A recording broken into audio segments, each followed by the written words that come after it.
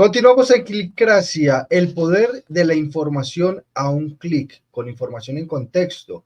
Gracias a esos expertos, a esos analistas que tenemos en esta mesa de trabajo que nos permiten entender esos hechos de ciudad, de departamento y de país de una mejor forma. Como lo vamos a hacer a continuación con nuestro invitado Jaime Fajardo Landaeta. Diálogos de paz con el Ejército de Liberación Nacional. Son muchas las expectativas, pero también son muchas las dudas que se tienen. Se habla de un paro armado que se vive en el departamento del Chocó, pero también se vive un hecho de violencia bastante grave en el municipio de Segovia, acá en el departamento de Antioquia. Doctor Jaime, un saludo muy especial, bienvenido a Clicracia. Oscar, buenos días, un saludo a usted y a toda la gente que nos escucha.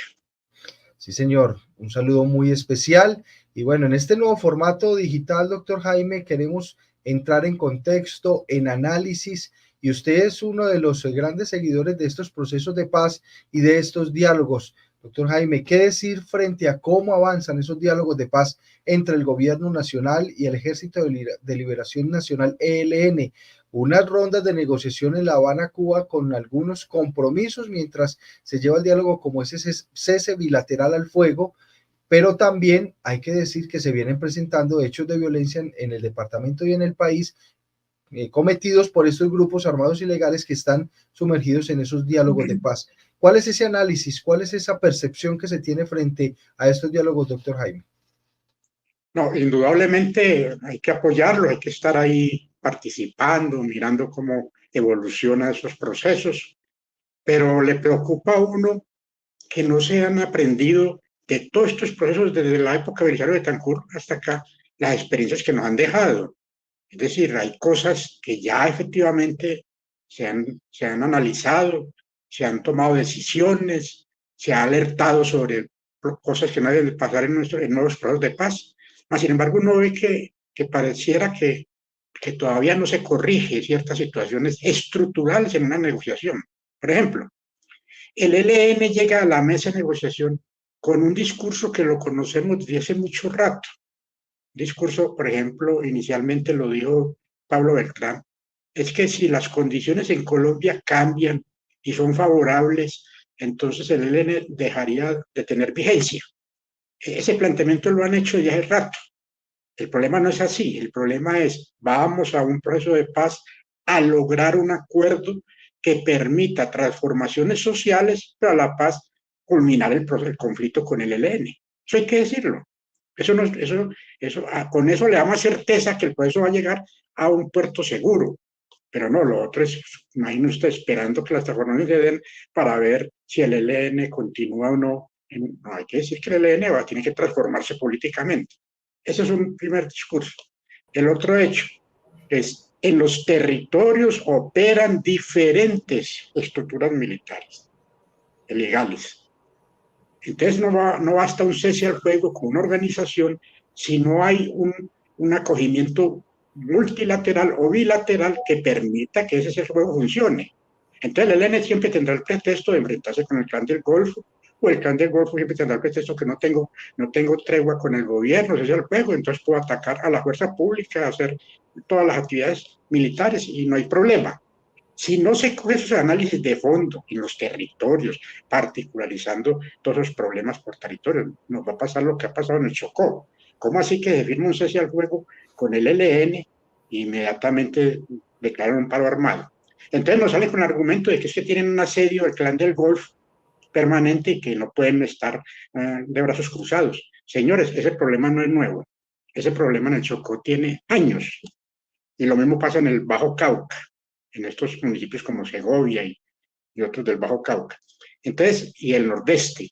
Entonces yo lo que digo es, ¿por qué esos problemas no se han analizado de fondo antes de instalar una mesa? Bueno, ya tenemos la mesa, pero resulta que se comprometen en que va a haber monitoreo, verificación, y escucho ahora en la prensa a Lajorí, que es un negociador del gobierno, que dice se alargó el cese al fuego, pero no se analizaron los diferentes factores que estaban sobre la mesa. El documento incluso no se llevó, no se analizó, donde se señalaba las violaciones que hubo al cese al fuego.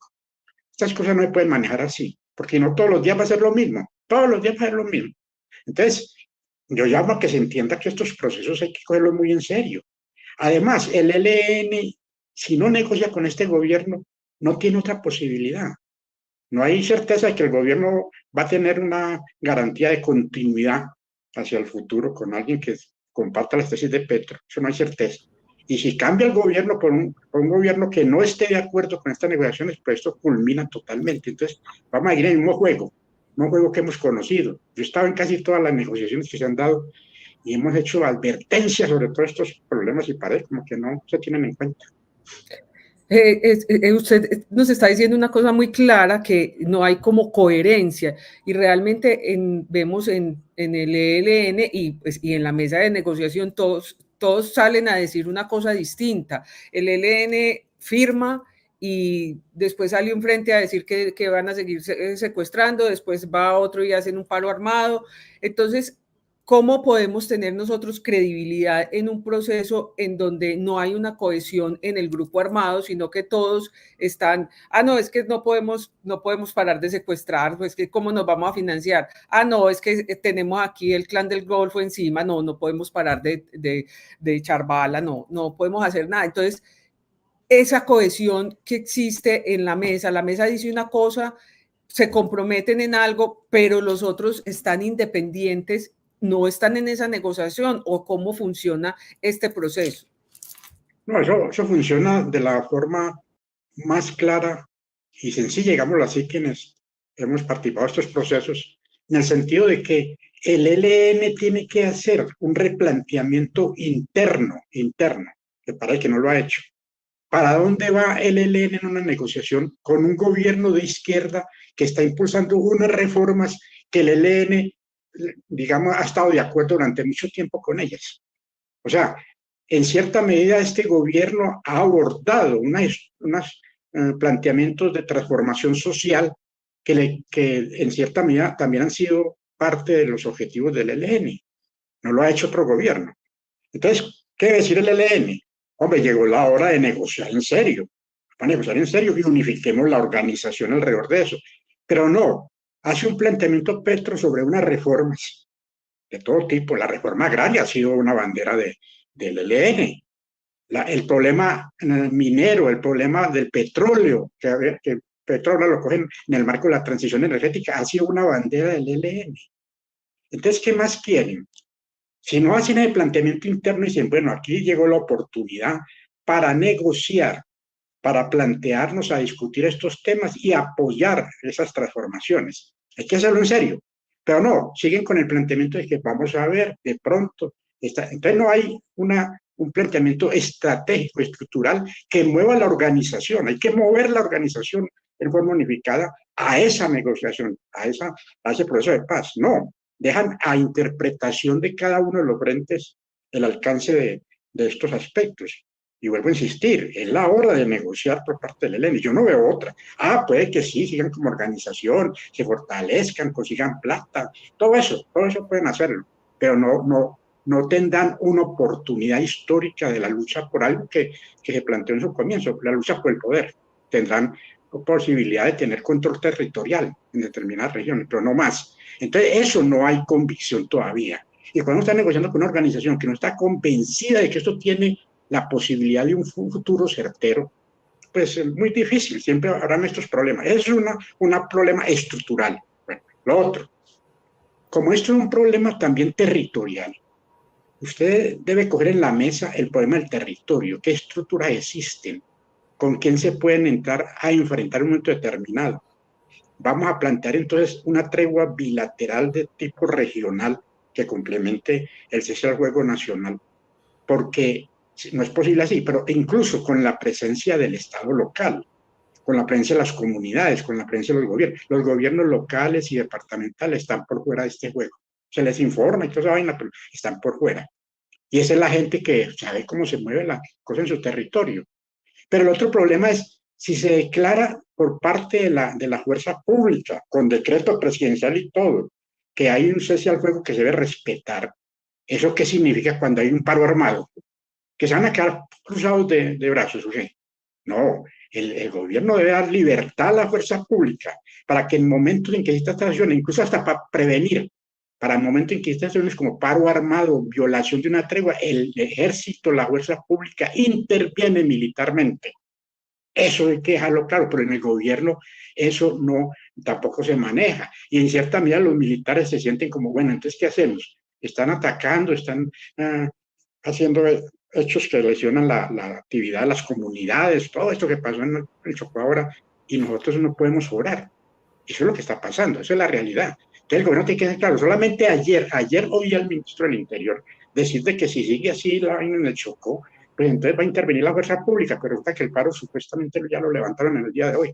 Esas cosas son, pero eso se puede arreglar. Lo que pasa es que no hay una visión estratégica de negociación, no hay una visión política que tanto en el ELN como en el gobierno que digan que esto tiene una culminación. Y no solamente el de hablar de 6 meses de tregua, hay que hablar es que en un año, yo no sé cuánto tiempo determinado, ese proceso tiene que tener resultados y el ELN desaparecer como fuerza militar. Doctor Jaime, usted hablaba ahorita un poco sobre lo que vive el departamento de Antioquia, hay que centrar lo que vive el departamento de Antioquia también. Estamos hablando del municipio de Segovia citado por grupos al margen de la ley. Y hoy es una situación complicada porque hay temor en la ciudadanía. Entonces, uno se le abre la esperanza cuando se hablan de estos diálogos de paz entre el Ejército de Liberación Nacional, pero entra la otra parte, como lo decía Marixa, hoy puede existir un cese bilateral al fuego entre el ELN y el Ejército Nacional y las demás autoridades, pero no con los demás grupos armados ilegales. Se vio una confrontación entre miembros del Ejército de Liberación Nacional contra el clan del Golfo, se vio una confrontación entre disidencias de la FARC con el clan del Golfo, entre el ELN y obviamente las disidencias de la FARC. O sea, es una situación bastante complicada que muchas veces, y hay que decirlo como ciudadanos, pues se nos va perdiendo esa esperanza de poder lograr esa paz y de encontrar esa paz en los territorios. Municipio de Segovia, subregiones como el Bajo Cauca, por ejemplo, como usted lo decía, doctor Jaime, viven hoy una situación bastante complicada por el tema del conflicto. Sí, por eso, Oscar, yo le digo, es que a la parte de ese cese al fuego supuestamente nacional, hay que coger el problema territorial. Ya debían existir los mapas en el cual se van a diseñar estrategias concretas para las regiones. No solamente en términos de cese al fuego, sino incluso en términos de copamiento institucional, en términos de cómo ahora en esas zonas la fuerza pública, en términos de cómo va a ser el cese al fuego también entre el ELN y el Clan del Golfo. El Clan del Golfo, uno sabe que está hablando con ellos, pero entonces lo primero que hay que tocar, bueno, nosotros necesitamos entonces bajar la intensidad del conflicto en las regiones, donde ustedes están con el ELN, ¿por qué no llegamos a un acuerdo para que esa negociación con el ELN avance mientras culminamos un proceso de acercamiento con ustedes? Es que estas cosas hay que hablarlas así. Entonces, no es posible decir, bueno, el ELN va a cesar el juego cuando, mire, nos salen con un paro armado que porque el Clan del Golfo los viene atacando desde hace mucho tiempo y entonces que llegó la hora de quitar el paro armado, como si eso fuera un problema de las comunidades o del propio Estado. Ellos tienen un problema con el ELN y hay que aclararlo y para bien de la negociación hay que hacer ese tipo de acuerdos bilaterales en las regiones. Incluso hacia el Clan del Golfo no tenga en estos momentos conversaciones o no esté metido en un proceso de paz con el gobierno, hay que hacer todo el esfuerzo por tratar de bajar la intensidad entre el ELN y el Clan del Golfo. Pero no, es que como ellos buscan cada uno tener sus territorios para que las finanzas que ellos manejan, el problema de las rutas de narcotráfico, el problema del control territorial, todo eso sigue funcionando digamos, en función del papel de cada organización. Eso es muy complicado manejarlo así. Y la mesa no está abordando estos temas en esa forma. La mesa sale contenta con que allá, bueno, se prolongó el cese al juego 6 meses más, toda esa vaina, pero entonces no se señala en particular el plan nacional particularizado a esta región donde tiene presencia el ELN, se concibe de esta forma. Y bueno, y se delegan comisiones del gobierno y el ELN para que se establezcan esos diálogos regionales, toda esa operatividad, sabiendo las dificultades de esto. El ELN no tiene, ni los negociadores tienen la posibilidad desde el Comando Central o desde la Comisión Negociadora de controlar al ELN en los diferentes frentes. Ya no lo demostraron. Este paro se hizo en cierta medida no solamente con el pretexto de contrarrestar las acciones del Clan del Golfo. No, es también dejarse sentir el frente en la negociación. Eso también está claro. Ya lo han hecho varias veces ese mismo frente en el Chocó. Doctor Jaime Fajardo, cordial saludo. Hay un asunto ahí claro, y es que yo creo que ha faltado pedagogía, sobre todo por parte del gobierno nacional, y hacer claridad en ciertas cosas. Pero la pregunta concreta es: ¿por qué es tan difícil negociar con el ELN? ¿Y por qué le ha sido tan complicado al gobierno manejar el tema de la tregua bilateral? El ELN siempre sacaba el pretexto de que las transformaciones que desea el país no se han dado, que no se logra llegar a ese punto, que hay que continuar logrando que esto realmente cambie. En algún momento fueron muy radicales en el sentido, pues, de tener una concesión más de lucha armada por el poder. Eso, pues, ya sabemos que ahora en Colombia no hay posibilidades de lograr eso por las armas. Y lo digo por una razón muy concreta, porque existe ya la Constitución del 91. Y la Constitución del 91 le quitó la posibilidad a la lucha armada de ser opción por la vía de la violencia. Eso le quitó. Ellos ya tienen que tener razón en eso. O sea, lo que hay que desarrollar a fondo es esa Constitución y hacer todas las reformas, transformaciones que no se han podido hacer porque hay sectores de la sociedad que no permiten que esas reformas se hagan, para quitarle cada vez más peso a la lucha armada, y porque hay sectores de la sociedad que quieren que continúe la guerra. O sea, eso hay que hablarlo así en los terrenos.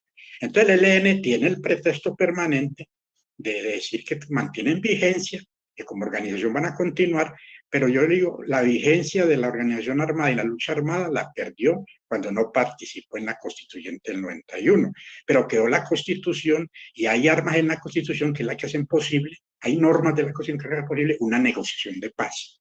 Si ellos no se aferran a eso, lo siguen hablando como algo alterno a la Constitución del 91, o únicamente de una agenda con ellos, y no ven que cada vez la sociedad va avanzando en función de los cambios que planteó la Constitución, pues van a quedar muy rezagados, y vamos a estar como discutiendo con piedras, pues, con gente que no ve como la realidad del país.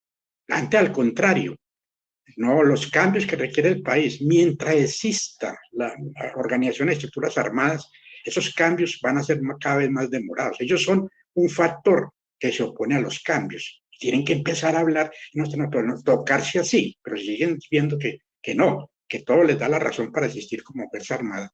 Incluso porque ya hay una disposición distinta en el régimen que ellos hablan. Hombre, la actitud de la fuerza pública frente a estos procesos ha sido muy positiva. Yo no veo una fuerza pública diciendo, no, vamos a atacar el ELN, vamos a acabar esto, a Petro, vamos. Yo no veo una fuerza pública en esa actitud, como si lo hago en un momento determinado. O no veo un gobierno llamando, pues, a que vamos a golpear esas estructuras hasta minimizar su accionar. No, están en una actitud distinta. Ellos no valoran eso, no valoran eso. Y entonces el gobierno y estas negociaciones de paz van perdiendo como cierta vigencia, credibilidad, y no solamente credibilidad en las comunidades, en la gente que siente, sino como credibilidad en la comunidad internacional que la está jugando. Hoy el gobierno nacional y la mesa de negociación tiene un apoyo internacional inmenso, inmenso, pero los está valorando, no está valorando. Vuelvo a insistir, si el ELN no se toca en esos problemas estructurales que lo definen como organización militar, y dice, ¿hasta cuándo es que nosotros vamos a existir como unión militar? Si no se toca ahí, cualquier negociación que se haga no va a tener un rumbo definitivo. Doctor Jaime, lo invito a usted y a todas las personas que nos siguen a esta hora en Clic, gracias al poder de la información en Clic, para que escuchemos también a la unidad de víctimas, porque pues han expresado también su preocupación frente a lo que viene pasando en Segovia, pero también pues han manifestado qué acciones se van a tomar para apoyar a los habitantes, que en realidad son los más afectados con este conflicto que se vive en esta localidad. Escuchemos entonces. Haremos al municipio y al Comité de Justicia Transicional, donde la Unidad para las Víctimas también vendrá el acompañamiento técnico, pero también a ofertar la ayuda humanitaria que en los principios de subsidiariedad y correspondencia pueda dar la nación, en este caso al municipio de Segovia. Pero cabe advertir que lamentablemente desde el año pasado ya llevamos hace ya año y medio atendiendo a esta población que ya viene siendo víctima del conflicto armado de manera continua por la incursión de grupos al margen de la ley que hoy se disputan el territorio y que ponen definitivamente en riesgo la vida, la protección y la seguridad de los habitantes. Bueno, ahí escuchábamos entonces a la Unidad para las Víctimas, es decir, todas las organizaciones centradas en ayudar a estas personas que hoy viven este conflicto. Javier, usted tiene una pregunta final, ¿cierto? Así es, Oscar. Lo que pasa es que a veces esta situación no se puede ver, doctor Jaime Fajardo, discúlpeme, entre dos polos opuestos, es decir, entre blanco y negro. Hay unos grises muy interesantes y quisiera conocer su opinión sobre unos hitos que se han cumplido con el ELN que no se habían cumplido antes. Usted habla de unas negociaciones desde el gobierno de Belisario Betancur, pero antes no se había cumplido, por ejemplo, que el ELN, así digamos que sobre la mesa lo haya planteado y sobre el terreno uno tenga ciertas dudas si lo está cumpliendo o no, es el tema del secuestro, que deje, o por lo menos que anuncie su disposición de dejar de secuestrar. Me parece que es un avance muy importante. Digamos, ya como colofón de esta entrevista, doctor Jaime Fajardo, ¿cuáles son esos avances, a su juicio, que ameritan que se está fortaleciendo este proceso y que posiblemente vislumbren un final feliz? Pues mire, estábamos muy contentos con el hecho de que el ELN dijera que no iba a continuar secuestrando, así hablar únicamente del secuestro económico. Pero bueno, era un avance. Pero resulta que hoy no se ha cumplido la liberación de los secuestrados, de los que tienen su poder. Me parece que la gente está esperando todavía que eso se haga. Hemos conocido de nuevos secuestros. Incluso hay un informe de inteligencia que dice que varios de esos secuestros son del ELN. Entonces, cuando la gente ve que pasa el tiempo y nada, incluso había un tiempo hasta finales del mes de enero, y nada que eso se da, entonces va a decir, ya uno empieza a decir, pero eso, ¿cómo quedó eso? Pues los frentes están cumpliendo o no con eso. Ojalá eso sí se logre verificar. Los mecanismos de verificación son muy importantes, se han afinado. Yo creo que Naciones Unidas está jugando a fondo por esto, la comunidad internacional se la está jugando. Esta presencia que tuvimos de todas las Naciones Unidas aquí hoy es muy importante. Pero aún así, las cosas, el conflicto no baja. Había que hacer un esfuerzo realmente, porque estos frentes que parecen que fueran disidencias, pero todos sabemos que esos son frentes del ELN, esos frentes realmente hagan una actividad, que haya presencia en la mesa de negociación allí con esos frentes, que se discuta con ellos, porque hay que ayudar incluso a la propia comisión negociadora del ELN a que la cosa realmente funcione. O sea, claro, hay cosas interesantes y se están moviendo, muy interesantes, pero se mueven a un paso tan lento, que los hechos, incluso los hechos de tipo territorial, el problema de las víctimas, que se acaba de ver, ¿por qué no se hace un acuerdo en relación con el problema de las víctimas? Hay desplazamientos forzados, hay gente que se está saliendo de los territorios porque está siendo amenazado por grupos ilegales, pero también por el ELN y por estos disidencias de la FARC. Entonces, esas cosas hay que empezar a que efectivamente tengan fechas, tengan tiempos, realmente se puedan comprobar, se le entregue a la opinión pública, a todos los medios de comunicación, resultados concretos. Si eso no se empieza a hacer, ahí sean pequeños, pero no solamente es hablar, no solamente es decir firmamos, es también decir, mira, aquí está el concreto, ya entregamos todos los secuestrados, aquí es concreto. La frente que hizo el paro armado se va a reunir con la Comisión Nacional de Diálogo entre el gobierno y el ELN para mirar a ver hasta dónde es el problema. Y Naciones Unidas o los mecanismos de verificación señalar los resultados de esa verificación. Es que ni siquiera se entregó en el ciclo que se cerró ahora, ni siquiera entregó el documento que ya estaba elaborado y no se entregó. Pues lean ustedes hoy lo de la JORI, donde dice, prolongamos la tregua, nos parece bien, pero no analizamos todos los casi 200 hechos que atentaron contra el cese al fuego anterior.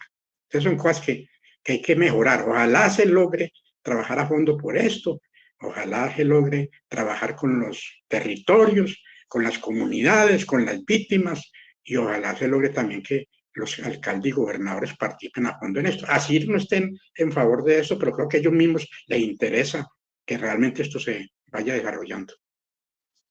Doctor Jaime, un análisis muy claro, un análisis con mucho contexto. Hay que esperar entonces qué pasa con estos diálogos de paz con el Ejército de Liberación Nacional.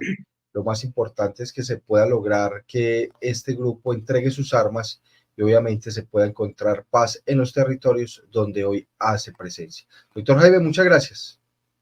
Oscar, una última cosita. Sí, señor. Frente al fondo de financiación. Mire, la comunidad internacional lo que está esperando son resultados para aportar al proceso, no pues a la financiación del ELN, porque eso se va a dar más en un proceso de reinserción. Cuando ya esté claro el proceso, lo más seguro el gobierno tendrá que tomar partidas presupuestales para poder financiar que efectivamente haya una entrada del ELN a la vida política. Pero en este momento hay países garantes del proceso y países amigos del proceso que están esperando a que hayan resultados concretos en la negociación para poder decir, nosotros aportamos a ese proceso. Pero vuelvo a insistir, esto no se hace únicamente con llamados o con comunicados, sino con acciones concretas.